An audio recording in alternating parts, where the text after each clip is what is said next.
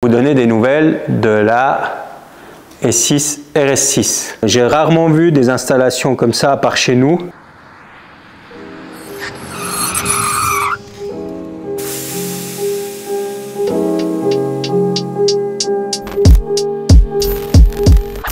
Les amis, bonjour et bienvenue dans l'épisode 45 d'une semaine chez Bellecroix Cars. On se retrouve directement à l'atelier du bas pour vous montrer ce qui va nous occuper dans ces prochaines semaines par rapport au travail à la mécanique. Du coup, on a cette magnifique BMW M3 E36. Elle est dans un état clinique. Elle est chez nous pour pas mal de petites modifications. Je vous expliquerai en détail ce qu'on va lui faire. Elle est vraiment dans un très bel état. La carrosserie est soignée, l'intérieur est... Donc c'est une M3 3 litres. Hein. Donc voilà, vous verrez le sort qu'on lui réserve dans les prochains épisodes. Mais très bel exemplaire. On a cette RS3. On va installer les KW dessus. Ça, vous le verrez aussi en vidéo. On installe des KW avec le DCC. Donc le châssis adaptatif. Je vous montre le kit de suspension KW. Ça c'est des ceux qui veulent la ref. DDC oui en allemand, DCC en français, Audi RS3 Plug and Play. Donc voilà ce qui attend la RS3. Nous on se retrouve en haut. Je vous donne des nouvelles de la S6 RS6. A tout de suite. Les amis, nouvelle journée dans cet épisode. On se retrouve dans le showroom pour vous donner des nouvelles de la S6 RS6. Elle est sortie de carrosserie, on l'a remontée. Qu'est-ce qu'on a fait? On a démonté les freins pour qu'ils reçoivent sa nouvelle couleur. Donc le client, il a choisi, tous les détails vont être jaunes. Donc les ceintures de sécurité en jaune, les pinces de frein en jaune avec une déco sur mesure peinte sur les étriers comme on a l'habitude de faire. Ça sera les jantes qu'il y aura sur le véhicule. Donc c'est des jantes Audi RS6 C8 en 10,5 par 21. Ça sera les jantes qu'il va utiliser pour rouler au quotidien. Le client, il m'a commandé une paire de jantes Swills en 21 pouces aussi, full poly. On lui a fait un design sur mesure rien que pour lui. Vous verrez, elles seront pépites. Mais je lui ai dit, je l'ai averti, le poly, donc c'est un poly céramique, donc sans vernis. Je dis à l'entretien, c'est très compliqué. J'ai fait l'expérience avec les jantes qu'on avait installées sur l'Aston, les rotiformes qui étaient full poly. Donc les Swills, il va les garder pour les grands événements, et les rassemblements, etc. Et les jantes RS6, c'est quelque chose qu'il va utiliser plus au quotidien. Donc la suite de cette vidéo, je vous montre. Donc vous avez vu, hein, ceux qui me suivent sur Instagram d'ailleurs, n'hésitez pas à aller vous abonner. J'ai vendu mon daily, il n'a pas fait long, hein. C'est un véhicule que j'aurais gardé 2 semaines je crois. Le moment de l'achat et le moment de la revente, il s'est passé 2 semaines. Un des abonnés a eu un coup de cœur pour la voiture, c'est exactement ce qu'il recherchait. En plus il voulait le modifier par la suite, donc il s'est dit autant l'acheter entièrement modifié déjà. Et il est venu le récupérer, il est très content. Et moi j'ai changé, j'ai repris une BM, je deviens fan BM. J'ai repris une petite E36 325 qu'on a déjà un petit peu modifiée. Donc j'ai installé les suspensions pneumatiques, les jantes BBS de la M3 E36 Touring. Pourquoi? Donc là on a reçu les pièces moteurs qu'on attendait. Ça je vais vous le filmer dans les prochains épisodes, ne vous inquiétez pas. Mais l'idée c'est ça, c'est que la M3 E36 Touring va passer en combiné fileté, donc probablement des KW Club Sport avec des jantes BBS.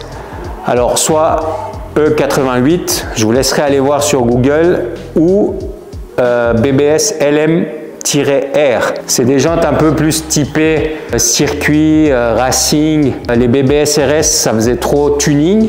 Et là, on va plutôt l'orienter track day racing, la E36 Touring, parce qu'elle aura le moteur pour, le châssis pour. Donc on va lui mettre des petites... Alors BBS, pour moi, c'est obligatoire sur des BM de ces années-là. Alors on va mettre, soit c'est un de ces 2 modèles, donc je suis en train de me tâter. Mais voilà, c'est pour ça que j'ai acheté le cab pour installer la suspension pneumatique du Touring sur le câble et pour mettre les BBS RS du Touring sur le câble. D'ailleurs, s'il y a des fans BM E36, c'est un produit d'investissement, hein, la cote fait que monter. Donc s'il y a des gens intéressés, moi je vais pas, c'est pas un véhicule que je vais garder. Donc là, je l'ai acheté, on l'a remis en état, on l'a modifié et là, je le remets en vente. Donc s'il y a des gens intéressés par un beau cabriolet, il a 220 000 km. Il a une peinture complète il y a 4 ans. Elle est vraiment en parfait état, la capote est en parfait état aussi. Donc s'il y a des gens intéressés, n'hésitez pas à du coup m'écrire sur Instagram s'il y a de l'intérêt pour le cab. Mettez-moi en commentaire si vous êtes plutôt BBS LMR ou BBS E88 pour la M3 E36 Touring. Donc nous on se reprend plus tard pour la fin de cet épisode, enfin pour la suite de cet épisode et fin de cet épisode. On va installer ensemble les suspensions sur la RS3 8Y dans cet épisode et on va attaquer le remontage. Vous verrez ça de la S6 RS6 verte parce que vous avez été nombreux à me demander qu'est-ce qui se passe avec la RS6, pourquoi on la voit plus, est-ce que le projet est abandonné? Pas du tout, tout va bien, elle est là, vous inquiétez pas, on s'en occupe. Donc moi je vous reprends, à tout de suite. Les amis, nouvelle journée dans cet épisode. On se reprend sur la RS3 8Y. Donc toute la partie démontage a été faite. Donc voilà, tout est démonté. Alors ce qu'il faut savoir, c'est que chez nous, quand c'est des amortisseurs d'origine et on passe sur des suspensions plus courtes, les amortisseurs d'origine sont trop longs, vous n'avez pas assez de débattement. Alors ça c'est une petite astuce. Vous n'avez pas assez de débattement au niveau du trapèze pour réussir à sortir le cardan du moyeu. Si vous forcez sur ces cardans, vous allez sortir la noix ici et c'est une vraie galère à remettre. Donc petit conseil, ça prend 2 secondes, vous enlevez les 3 vis de la rotule de suspension et vous sortez le moyeu complet afin de pouvoir remplacer votre amortisseur. Ça c'est une petite astuce. Alors il y en a pour 5 minutes de plus en démontage parce qu'il faut enlever l'étrier et puis les 3 vis de la rotule de suspension. Par contre, vous évitez de casser ou d'abîmer un cardan qui vaut 1000 balles. Donc c'est 5 minutes qui sont judicieusement investies. Après, l'arrière ici c'est déjà tout remonté. Donc comme je vous avais expliqué, donc KW DCC, donc avec le système, on le voit ici, je vous le zoome, avec le système directement intégré à l'amortisseur KW. Donc comme d'origine, plug and play. Vous branchez votre prise, vous n'avez pas de défaut, il n'y a pas besoin de monter de détrompeur. Et les ressorts courts avec la bague ici de réglage. Donc ça c'est un client qui ne voulait pas spécialement un rabaissement extrême, il voulait uniquement améliorer sa tenue de route.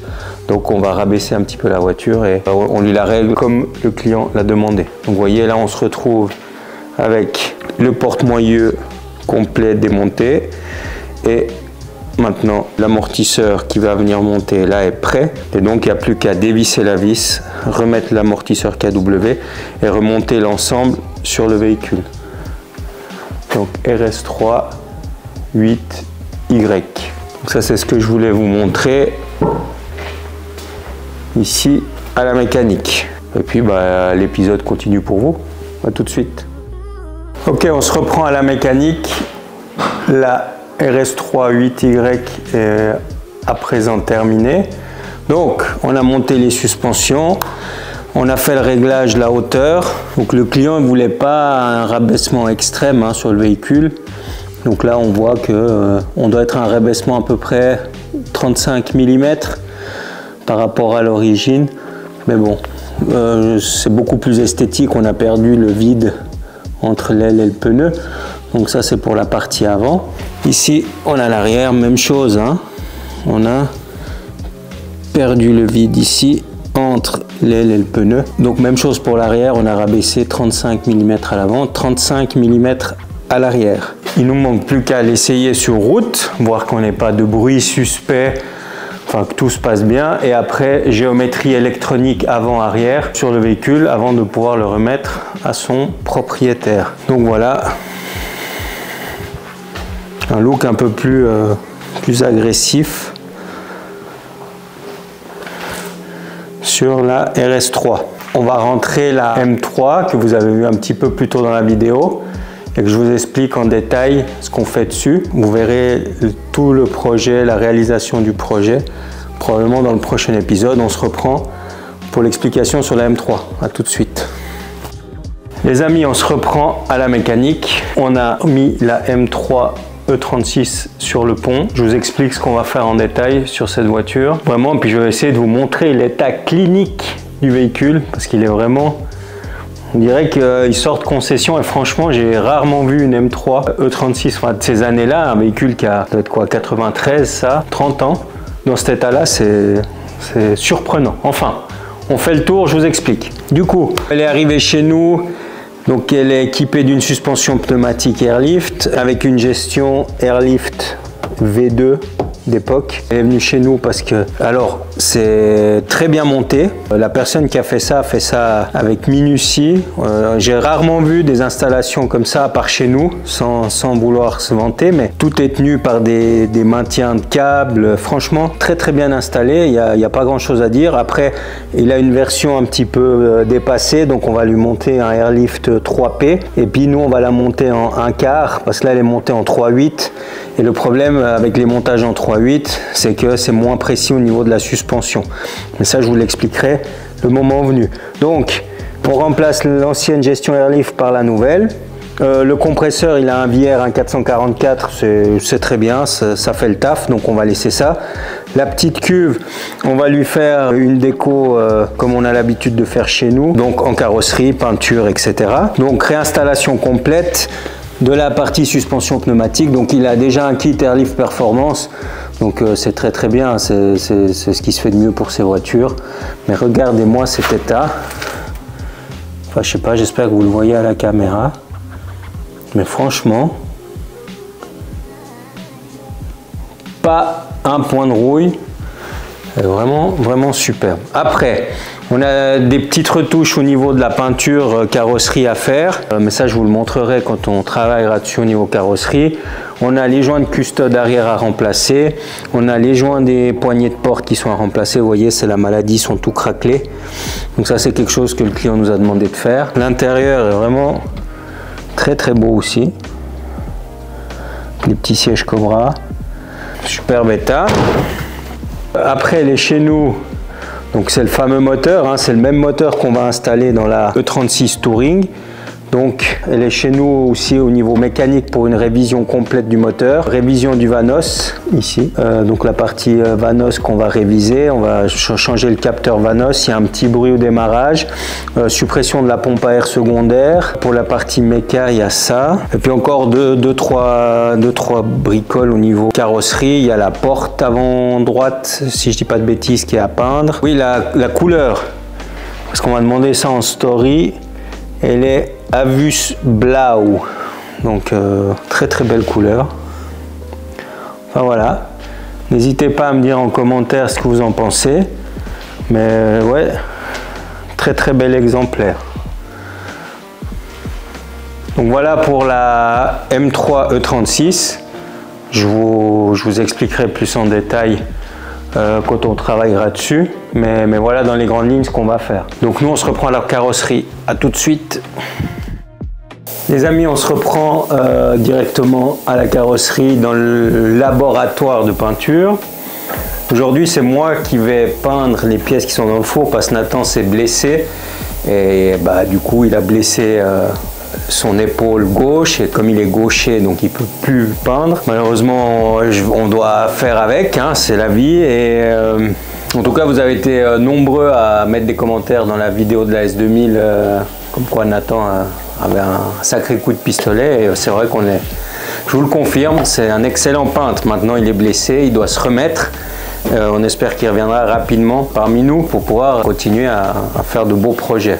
Quoi qu'il en soit, aujourd'hui, je sais que vous aimez bien les tutos peinture, donc je vais vous faire un tuto peinture. Donc encore une fois, moi je suis pas du tout peintre, hein. J'ai appris en regardant Nathan, il m'a fait quelques explications techniques, par contre c'est pas du tout mon métier. Donc voilà, je suis autant novice que vous qui nous regardez. Donc ça peut être intéressant pour vous si vous devez faire un peu de peinture à la maison. Donc là, on va peindre toutes les pièces intérieures de la S6 RS6, tout ce qui est habillage de panneaux de port, tableau de bord, etc. On va tout peindre en noir brillant et puis comme ça on pourra pouvoir remonter la RS6 dans le prochain épisode. Donc on va partir sur un noir brillant, standard, non métallisé. On est parti sur une base à l'eau. Donc vous savez que nous on travaille avec les deux, on a la base solvantée, la base à l'eau. Là on est parti sur une base à l'eau. Donc on met en time-lapse, je prépare la mixture et puis on se reprend dès que c'est terminé.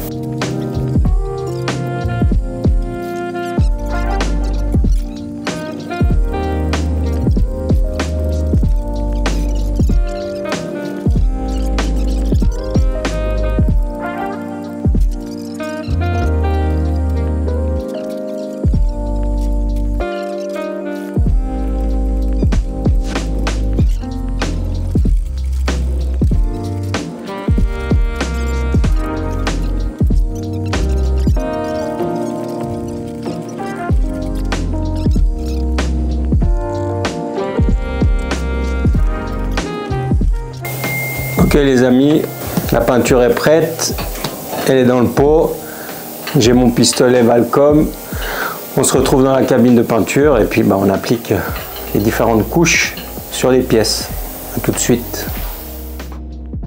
Ok, on se retrouve dans la cabine de peinture, j'ai mon masque, c'est la sécurité avant tout. Donc on va se mettre en time-lapse, je vais appliquer la première couche, c'est assez basique. Il y a, Nathan est là, hein. Malgré qu'il soit blessé, il vient quand même nous dire bonjour à l'atelier et il va un peu superviser l'application de la peinture. On vous met tout ça en time-lapse et puis c'est parti, hein.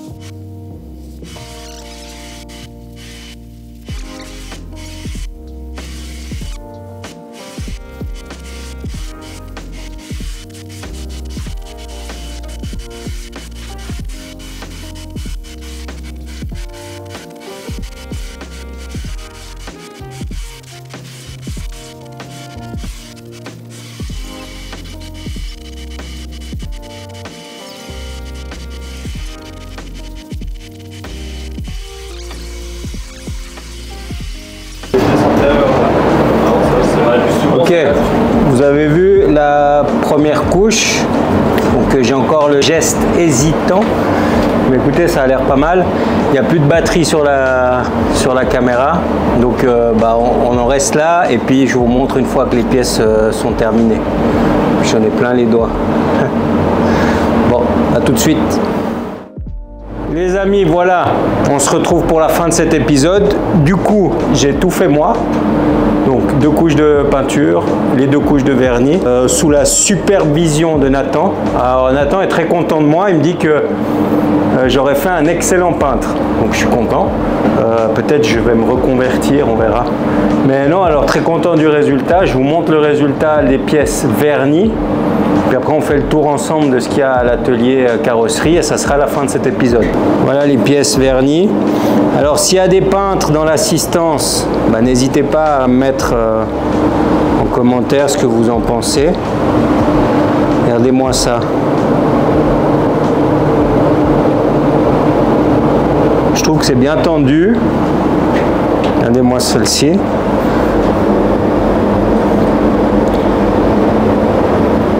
Est-ce qu'on dirait pas un miroir?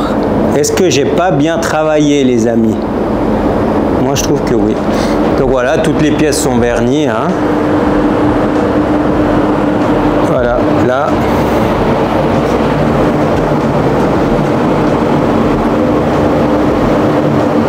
Donc bien évidemment après il y aura la finition sur les pièces. Il y a 2-3 petits grains qui se sont déposés. Donc on enlèvera les grains, on polira les pièces. Et ça fera un vrai beau piano black pour l'intérieur de la S6 RS6. Après, je vous l'avais montré au début de cet épisode. Donc on a les deux Golf, la S2000 et puis on a ça qui est arrivé, une Audi RS7 Performance phase 2. Donc ça vous verrez, on est en discussion avec le client, on lui réserve un joli truc. Bon là il a eu un petit accrochage avec un animal, donc il a percé le radiateur. Il y a le pare-choc avant qui est là, qui est pété. Mais ouais, très gros projet et beau projet en perspective.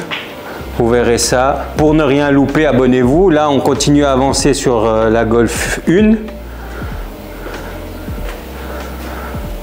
Donc là, ça travaille. Et puis, je vous montre la couleur de la Golf 2. Parce qu'on a déjà peint les intérieurs. Donc voilà la couleur. Alors à la caméra ça fait très bleu, mais c'est violet, hein.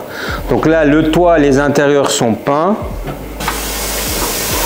les intérieurs des portes, donc tout est peint. Tac. Donc c'est un tri-couche aussi. Et là ils sont en train de terminer l'extérieur. Ponçage de l'extérieur pour pouvoir peindre l'extérieur justement. Ça avance bien. La couleur, la base de la teinte, le violet, il y avait ça sur les Golf 2 Fahrenheit Edition, c'est le violet, je sais plus le nom. Et on l'a passé en tri-couche, on a fait un vernis teinté dessus pour lui donner un peu plus de profondeur. On a modifié la teinte et du coup on est parti de la base de la Fahrenheit et on l'a modifié en version tri-couche. Donc voilà pour cette petite Golf 2 qui va bientôt arriver à son terme. Ben voilà, on arrive à la fin de cet épisode les amis. Moi comme toutes les semaines, je vous demanderai de liker, commenter, partager cette vidéo, de vous abonner si ce n'est pas déjà fait. C'est gratuit et ça pousse la chaîne. Et puis nous, on se voit la semaine prochaine pour un nouvel épisode et de nouvelles aventures au sein du garage. Je vous fais de gros bisous, portez-vous bien et à la semaine prochaine. Ciao les amis.